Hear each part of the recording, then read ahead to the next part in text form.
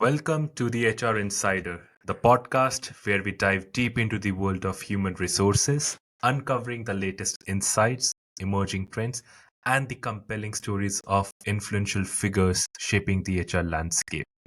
This is your host, Harshal, and today we are thrilled to have with us Ms. Aparna, a seasoned HR leader with over 20 years of experience in strategic human resources, leadership, and organizational culture.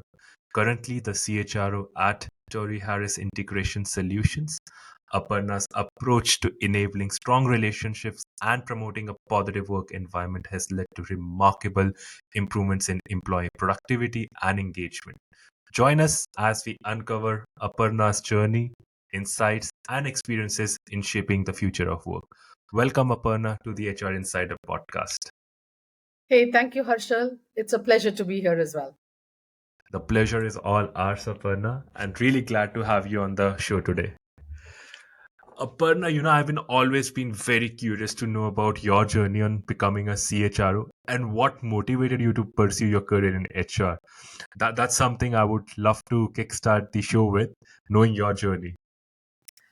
Thank you so much, Harshal. That's a wonderful question. And if I look back, right, I don't think I ever thought I would be a HR. Mm-hmm. So I guess it's just happened. Got married early, had my son. Then I was wondering, what should I do? And that's where, I reached out to my friends who, you land up talking to and saying, hey, this is where I want to. Please understand, I was already 28. I was not working then. I've never worked till 28 years. So if I was to start then, I was just wondering, am I doing the right thing? Is this the right? All of those doubts that one will go through, right? So I spoke to one of my friends from college who was working for a consulting firm. And she said, you just come in, just come. I said, for what? She said, for a recruitment position. I said, wow, I have no idea how it is done. One. She said, no, you can speak well, you network very well. She said, get those strengths to the table. So I think Mm-hmm. that's how the journey started. 4 years with the first company. And I think I love the recruitment role that they play. I mean, that I had to play. That's where you realize every phone call that you make, right, to the candidate, then you reach out to the organizations, and then you also have to see the right fit.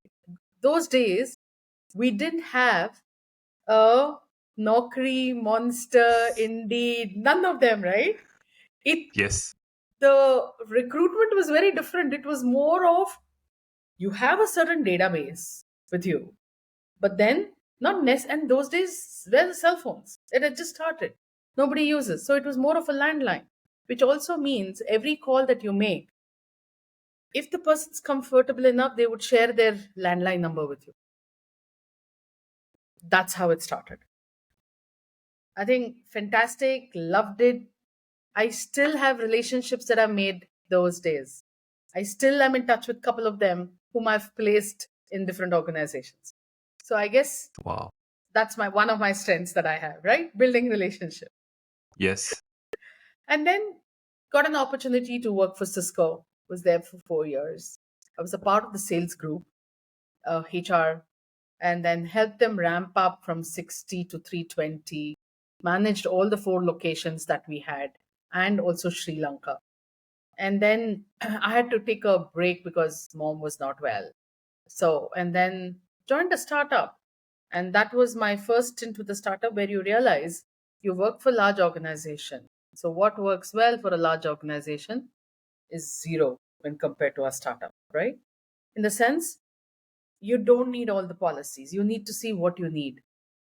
You Right. need to see what are the basics. So, which basically came back to, do you have your basics in place? Because all startups, that's the key thing. Everything else is secondary. So that's how it started. Then joined a services organization, was there with them. Then Dimension Data. All of this happened, and then 2013, uh, end of 2012, 13. I'm like, what am I doing, right? uh, Been in the IT industry, understand it very well. I said, where am I going? You something is missing. You know, that's why I said, okay, let me start something on my own. So early 2013 is when I started. And I said, I'm not doing the IT industry because that's the easiest, because that's where you Mhm. built your relationship. And I said, I'm not going to do recruitment because that's the easiest assignment you can get. Everything else is again relationship based. But then those 5 years, I have built relationships which were nowhere in my vicinity.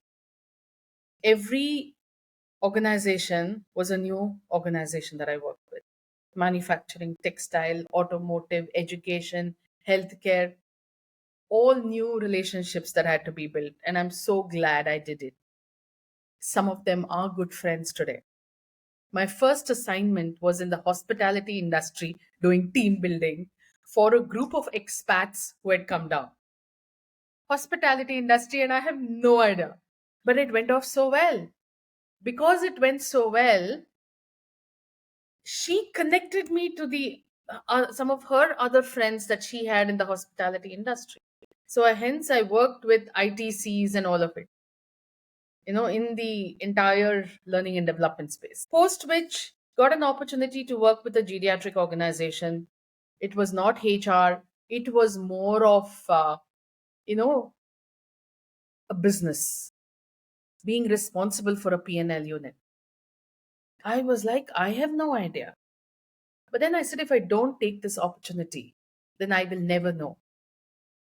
There's no harm in taking a risk. I think that's always there in me. You know, thoda risk lena. I mean, one should. It's okay. Nothing will happen to us. At the most, what will happen? Harshal, at the most, you will fail. No. But Yeah. if I don't do it, what is what is stopping me for saying, hey, I've done this and I was successful? If I don't do it, I don't have that as an example for myself. Right. So that happened successful. And then I got an opportunity to work with a pharma organization as their VP HR. So helped that organization grow. Was with them till September, and then January Torry Harris happened. And here I am as a CHRO. I think So that's the journey. you have worn different hats altogether. You have seen a different. You have worked in different industries. Yes. I was able to, while you were speaking about that, we didn't had Naukris, we didn't had Monsters, we didn't had Indeed, or we didn't had platforms like LinkedIn to find talent. It was more of the approach to find the right people, connecting with them, building that trust, credibility, and only if they feel you are authentic, they would engage in a further dialogue, right? From that era to where we are today, wherein we talk about the digitalization, the digital world, connected communities, building talent communities. Today, you can find the entire history of an individual over social media. The time have changed drastically, right? In your experience with various roles you have played in different sectors, what is the key change which you feel has really happened over these years, and what is that one thing which has remained constant even with so many changes in technology advancement happening all around us? I think the digitization, uh, especially new technologies, even us having this conversation on this video, right? It's a online podcast that we're doing. Did we Yeah. have this those days? No, it was more. It was only the, if you look at it, the news and all of them, that you had to go into a studio and all of it, right? It was a different thing. That's changed. But what has one constant thing that's remained for me is, don't lose touch of people. I think the easiest is to pick up a phone and call somebody and not a WhatsApp. WhatsApp can be just one of those. But if you can Hmm. really pick up the phone and talk to somebody, have a cup of coffee with somebody, make time. How much? What are we going to do on the weekends if you can't meet with people? Right? And that is something that I haven't lost touch with, and I don't think I can ever. That's what gets me a high.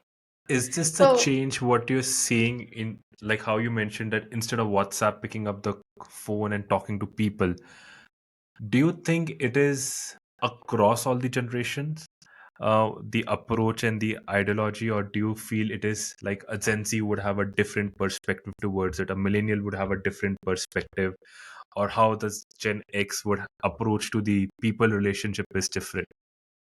absolutely, I think it's more with us. I don't know, it's more with me. I don't want to make a generalized statement.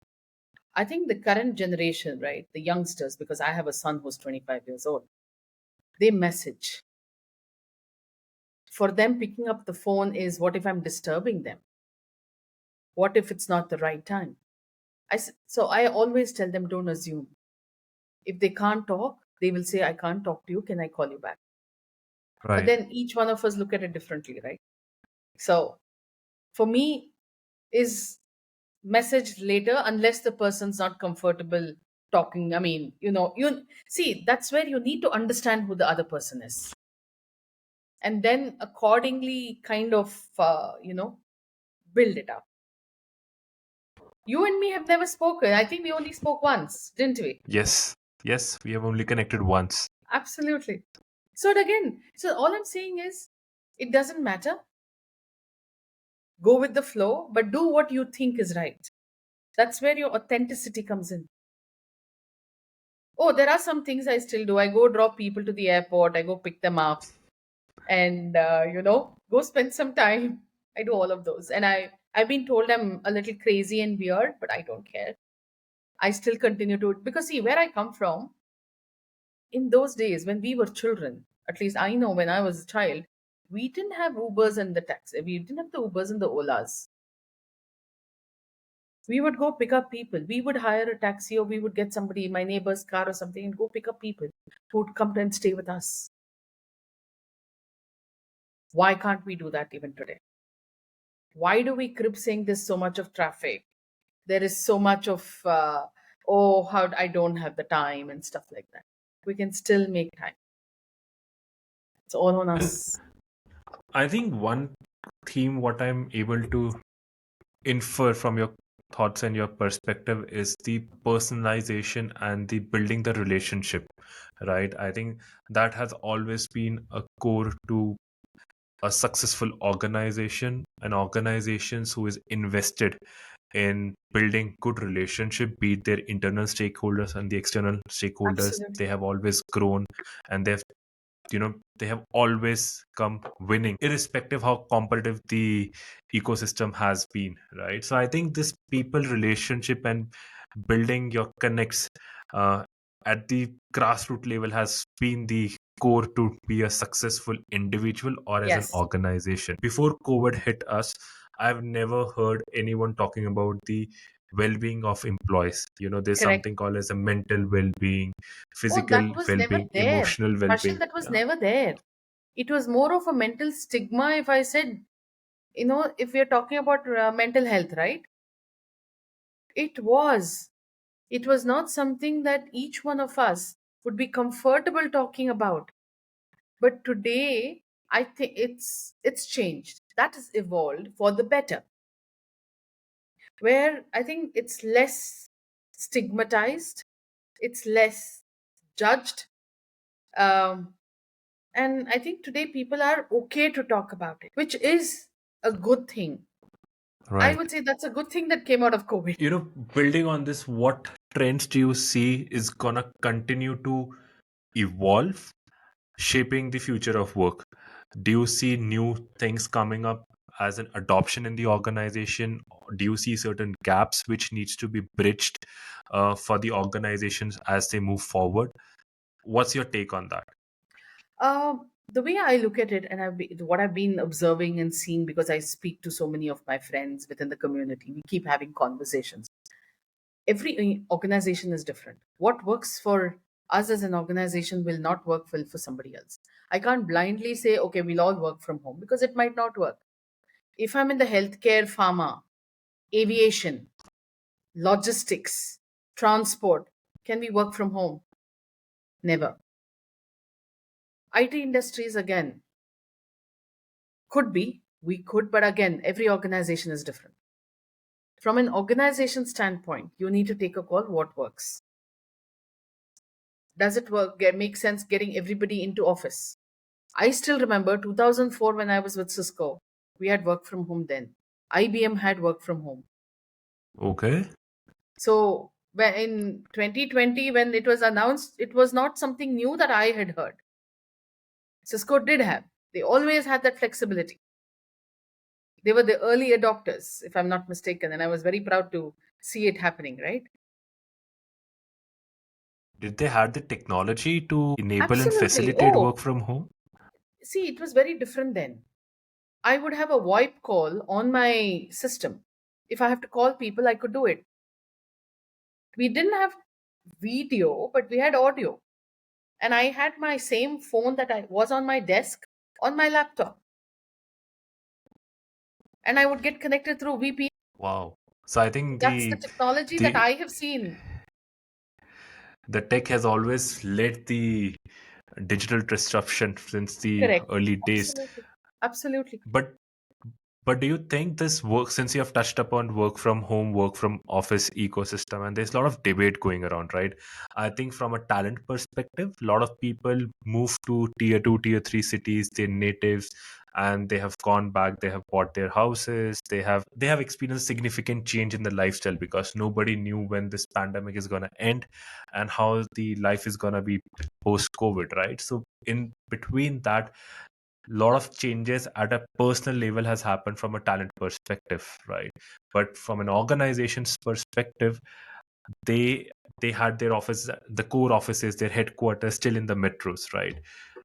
Now the fight is the organizations want talent to come back, work from the office to drive the cultural element, to have the better alignment, to have a better control and drive the employee productivity. And from a talent perspective, they're expecting, okay, trust us, have faith in us, we're gonna be still productive, we're gonna do our KPIs, we're gonna deliver on the work and the commitments we are making, but we want to continue to have that flexibility of working from home. How do you see the industry moving forward? I think it's going to be a combination of both. It's going to be hybrid more. That's what I see. But then again, as I said, depending on the industry, right? Healthcare can never do work from home. They all have to be in the office. For example, let's take us only for example. Do you think I'll be happy if my doctor gives me a consultation on the phone? Or if I have a No. surgery to be done and he'll say, I'll do the surgery, you be at your home and I will do it? No way. Similarly, I think we need to understand what the organization needs. See, here it's not about one individual, it's on the organization. But then again, Right. there are exceptions for every rule. If someone's really not well, for example, if I have women who are pregnant, there is no way I can ask them to come to office, right? That much of leeway we need to have. So again, it's case by case. We will have to, that's where HR will play that role of showing that empathy, right? One solution doesn't fit all. You work with the business, see what the business needs are. Based on that, take a call.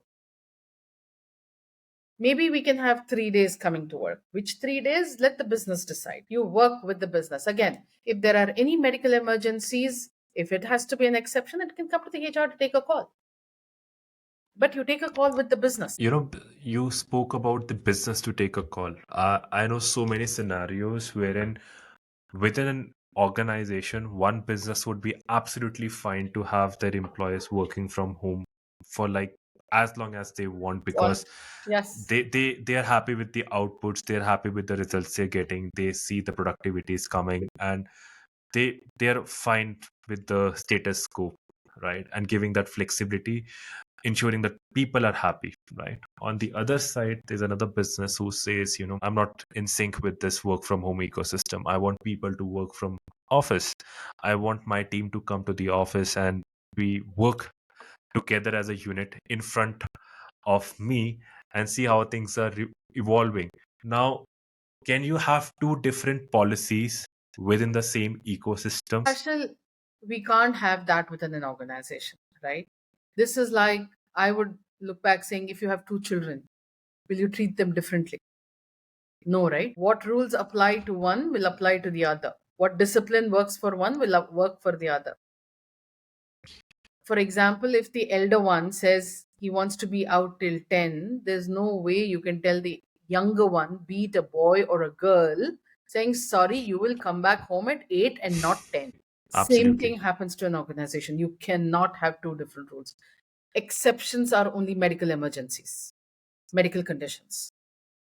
Otherwise, we have to come together, common understanding saying, let's do what works well for the organization. There are no two ways about it. That's my take. I could be wrong. Do you see the approach towards the hybrid workforce different for different group of companies? Let's say what a GCC might be looking at, what an IT services organization might be looking at, or how a startup or a product company might be looking at the what's the right approach, whether the hybrid, remote, or full time in office. Do you think you're seeing any kind of a common emergence of a trend within this clusters of organizations? No, I don't. There are a couple of organizations. I do know one startup who keeps talking about, oh, we are all remote. We do two offsites a year, but we all, but we don't have an office. We all work from home. And they put up pictures of people, at different places. See, what works well for you will not work for others. Come on. What works well for you, Harshal, will not work well for me, no? Absolutely. Then on what basis can we say that this is what is good for everybody? I will say every organization takes a call internally, see what works well, and then take a call. You can't have, just because one IT industry is working from home doesn't mean all IT industries will work from home. I agree. I think the depending on the growth journey of an organization, their objectives, what they're looking to accomplish, these policies would get impacted and they Absolutely. would have their own Absolutely. customized policy in place. Totally. Do you do you think the way the overall ecosystem is evolving, with the candidates, the employers getting more are more well connected with the external ecosystem, lot of information flowing, lot of expert opinions out available for a reference. Do you think this changing work environments affect the organization culture? And the culture is the reason I want to touch upon the culture element is because it touches all the stakeholders, it impacts every individual, and culture, I still feel it's that basic bonding glue which keeps all its people together. So how this dynamic changing work environment and so many trends coming up, so many things being discussed and talked about, how does that impact an organizational culture? See, it depends on what stage is the organization. If an organization has been there for a long time, there are some things that can't change. The passion, the integrity, the pride, your core DNA will not change. Technology can always be adapted, but will that change your culture? It shouldn't. Now, startups, different, right? The younger generation today is different. So, hence, it all depends on how you want to. It's not an answer that I can give you today. I can't even tell you how it's going to be 5 years because we don't know. Didn't COVID tell us that there's nothing that's predictable? You don't know what's going to hit us Absolutely. tomorrow. So, Absolutely. COVID actually told us, hey, take a step back. You don't know what you have to do, you don't know what you can do. All I'm saying, I always say, hey, don't say it'll work 5 years from now. You never know. All I'm saying is we should be in that flexible adaptability mode. Something happens, we should be able to take a call. We should be able to. That's what talks about the organization, also, right? The culture of the organization. If it has that collaborative culture, whatever comes, we'll fight it together. That's You know, the way I look at it. now since I'm getting talked to a CHRO, I'm just trying to get into the mindset of what goes at a management level, at a CXO level. The decisions, every organization make a lot of strategic decisions in a year, right? And the people at the ground at an individual level, they might not be able to relate to it. Why, what, where this come from, why this decision, everything was going well. I don't buy into that decision. This is not something good for the organization, because every individual is still a part of the ecosystem. They would have their say. They can always have difference of opinion and views that this decision is not good for the organization and so on, or this decision is really good for the organization. Why didn't it happen before? How an organization really takes a decision? What are the factors? What are the forces? And what is the methodology the CXOs employ to make a decision, because a decision what a CXO level community takes, that's going to impact and touch the lives of every member Absolutely. associated with that organization. So I want to know more about that mindset. What happens behind the scenes? Well, Harshal, that's a very difficult question to answer, but let me just give it a try. I think it's more from where the business is going, what's the market conditions. So, are you going to take that strategic call? See, nobody is aware that it's good or bad, right? At that moment, if you have to survive, what do you have to do? So, that's where the management comes together and saying these are some decisions we will have to take. So, it's more strategic, right? Right, wrong, none of us know. For that moment, it might be the right decision to take. So it's not easy to be at the CXO level. You are going to be held accountable for every decision that you take. You are responsible for every decision, every act of yours, right, is made. As long as you can hold the ground and you know you're going to be held responsible and you can own it up, that's how it'll be. But can everybody understand? Not too sure, right? Because end of the day, it depends on who's getting impacted, whatever is the decision that one organization takes, whether to hire more, not hire more, whatever, right? Or say, hey, for the next 6 months we're not hiring. That is a strategic decision as well. It's not something that happens overnight, it's over a time. And basically it also says, hey, let's look at the force that we have and see what can, where does the organization go from here, right? Get the things in order, make sure every person within the organization is held accountable, the outcomes are watched, the outcomes are determined, make sure your KPIs or the OKRs that you follow are in place. That also is a strategic decision. And And that's where the entire management has to work together. It's not, oh, it's not that the HR takes a call or a business, it's together we take a call. For example, what happened with Lehman Brothers, Mhm. right? It it's not something that just happened, right? It was over a period of time, and today they're Exactly. nowhere in the industry. They had all men, if I'm not mistaken. If they had women, maybe they would have been different. Sorry.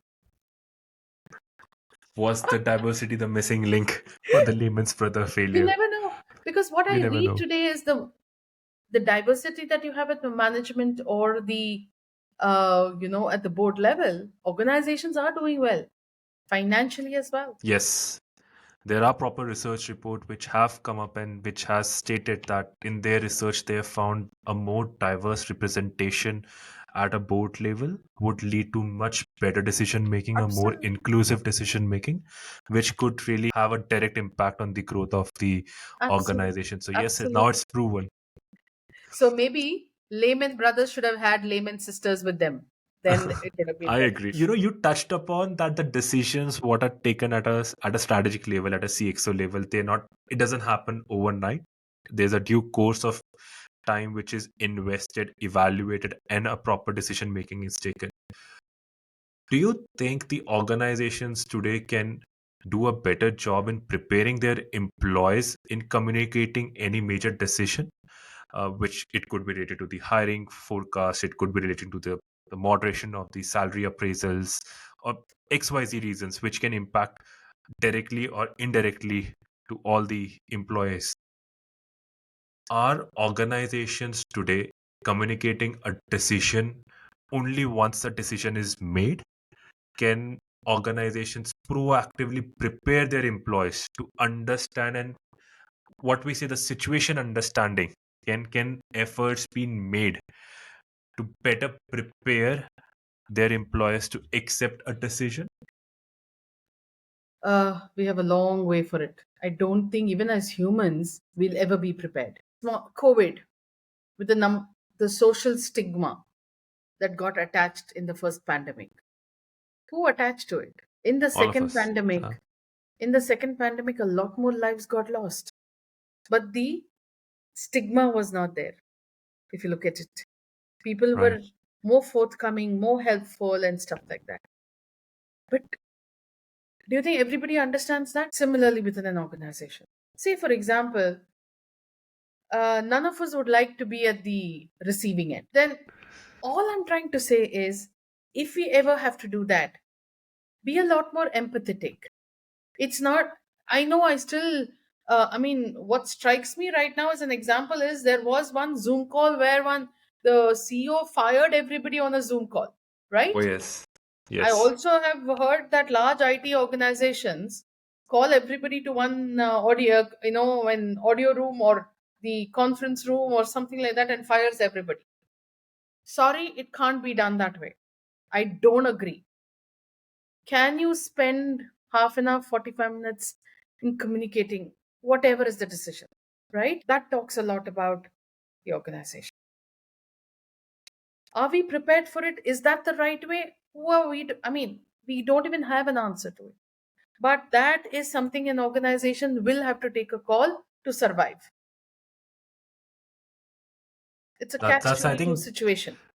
I think that's the maturity level wherein I would say maybe as we move forward, both from the employee's perspective and from the CXO or the management team perspective, that maturity can be seen, and maybe the future of work could be very different what it is today, especially in communicating and accepting decisions or the arguments which might not be in resonance to your thought process. Absolutely. And also, it also is important how your voice and your tone is, right? When you're talking to people, you can't be rude. Yeah.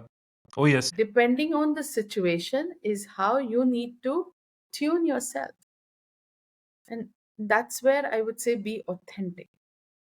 If you're authentic, it doesn't change whatever is the situation.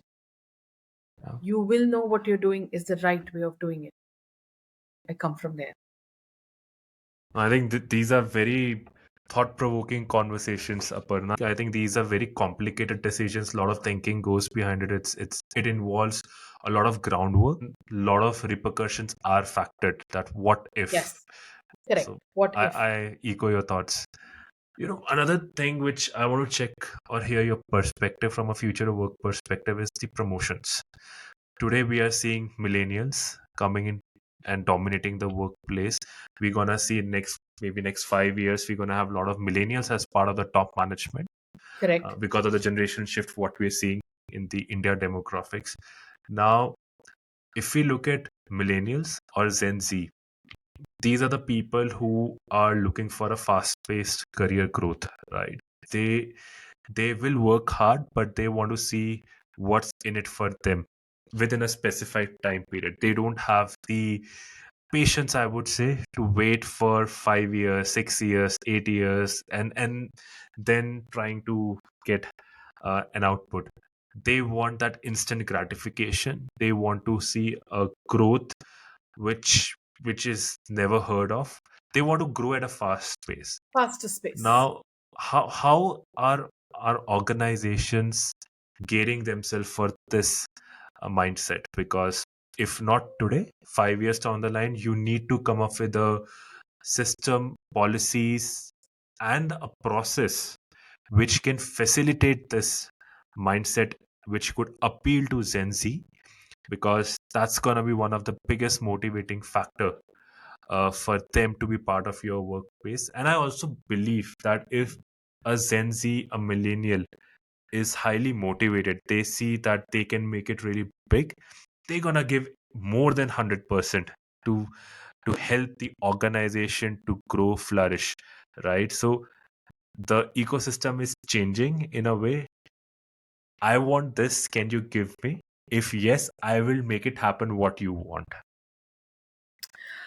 Ah, it's not such a straightforward or an easy answer, right? Every organization is going to have different blend of people.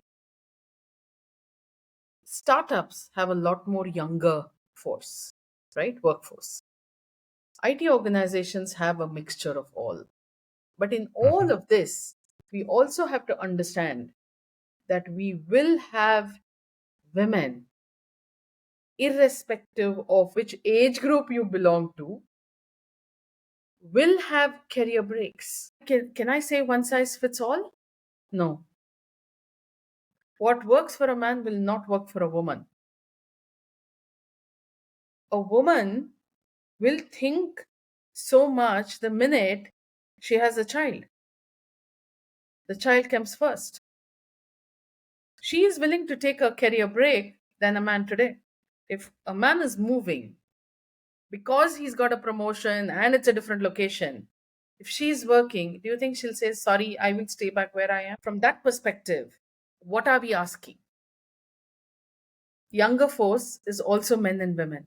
Most, if we're going to talk about gender, right, we can't bucket them as well. So, hence, then every person who comes in has to be looked at differently.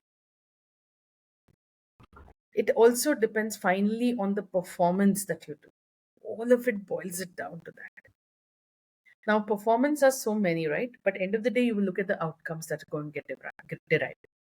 And that's where, if you have a proper outcome based system, how you do will determine where you're going. Do That's where we need to make sure the managers are equipped to understand this. How do you recognize who your high pots are? right. Can you have a good succession planning? And it can't be like, oh, anybody who does this is where they're going to go. And do you think the top performers or the outperformers, right? They are in a very different league altogether, right? Every organizations would have that top 5% of people who are classified as the outperformers, right? Now they can be sort of rebellious workforce also, wherein they want, if they want something, they want it, right? Because they have a history of consistent deliverables, right? They have performed, they have shown the results, they have quantified numbers to show the impact they have made on the business growth perspective. But at the same time, the HR ecosystem or the policies or the business might not have the flexibility to give them the growth what they are looking at, right? Or the roles or the designations they are aspiring for, and that would eventually lead to maybe potential attrition in the ecosystem, right? And no organization wants to lose their outperformers, right? What can be done in basis your experience and your ideas and perspective to control this attrition? How can organizations stop the leakage, especially for their outperformers? I think that's where most of the organizations have something called a fast track, right? Once you identify who are your top performers or outperformers, as you called it, if you can build that fast track, right, that's one way of keeping them in within the organization.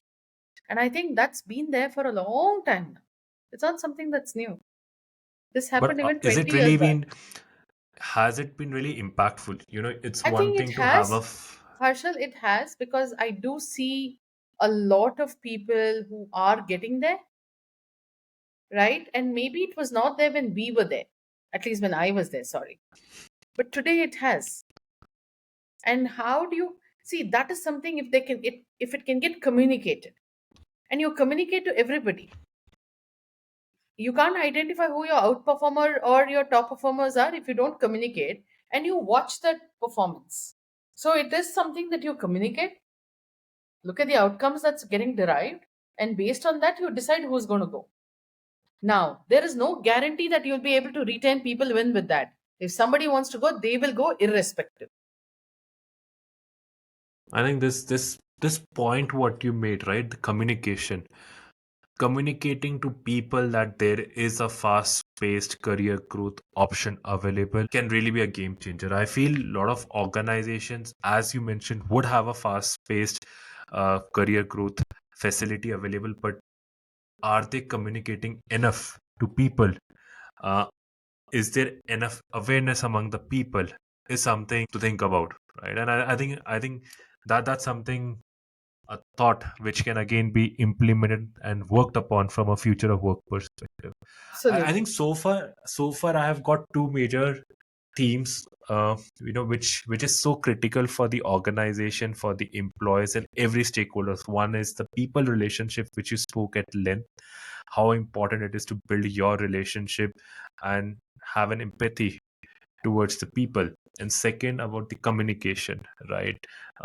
Be it a multi-generational workforce at play, be it the growth of the organization, be it about the strategic decision making, what the organization is thinking about. So I think it's a lot to do with the communication and personal relationship building. My final question or a final topic around which I would like to have your perspective is, what advice would you give to HR professionals to prepare for and thrive in the future of work, especially with the ongoing changes in the work patterns and the expectations? I would say one size doesn't fit all. See what works well for the organization. Work with your business. See, it's not just HR trying to take a call. It's together we need to take a call. We collaborate. And I'm sure most of them do that. Very few. I think that's something that's common, is what I see. HR works very closely, be it the finance, be it the business. And that's how decisions are made. So that's something that and given an opportunity, I would tell HR, work, step into the business shoes, swap your roles. You will understand what works well for them. You are in their position. Yeah. This is like, filling somebody else's shoes to know what it takes to walk that role. Irrespective what changes are going to happen in the future of work, how the workplace is going to evolve, what new technology is going to come in, or what new trends might come in, three things would never change. One, the idea that one size will not fit all. You Correct. still need to have a flavor of customization This available is with like, you. Harshal, this is like t shirts that we wear. Your size to Exactly. my size to somebody else. Can't be the same. No, I Exactly. can't say one size where all of us will get into. Exactly. So having that flexibility to change at an individual level, at a team level, at a business level, and even at an Correct. organization level, you need to be flexible as an organization, and even at a individual level, you need to understand if you're performing, there is always a room to grow and ask what you're looking at. So Right. that's one thing. Second, again, I spoke about it. That's the communication. I think it's very important to have a two-way communication. And third, build on people relationship. I think these three things are the elements which I'm taking away from this conversation today, Aparna. And I'm sure all our listeners would also echo with this thought and this ideology that what future of work holds, nobody knows it. But Knows. if we can implement these three core principles in way we approach things, we will always end up on the winning side. Right. Absolutely. Yeah. Thank you so much, Aparna, for joining us today and providing such profound insights into the HR world. I mean, your experience and strategies have truly illuminated the path for the HR professionals in navigating the complexities of the modern workplace. Thank you for really sharing your insightful perspectives with us today, Aparna. Thank you so much, Harshal. I think the only thing I will ever, this is what I normally believe. If you have handled life and death, nothing else is difficult. Hence, no decision is difficult as long as you know what's the outcome going to be. Right. If you know what the outcome is, work towards it. Be empathetic, be a good human being. And you can't fake that. Absolutely. I mean, that goes without saying. Absolutely. Being a good human being, having the right values, right ecosystems, and the intention of doing good can always make an individual stand out, and all the success would come their way. Correct. I agree with that, Aparna. So thank you so much, Aparna, for sharing your insights to our audience. We hope today's episode has inspired you and equipped you with the valuable perspectives to drive success. This is Harshal, your host, signing off from the HR Insider. Stay curious and lead the change. Thank you.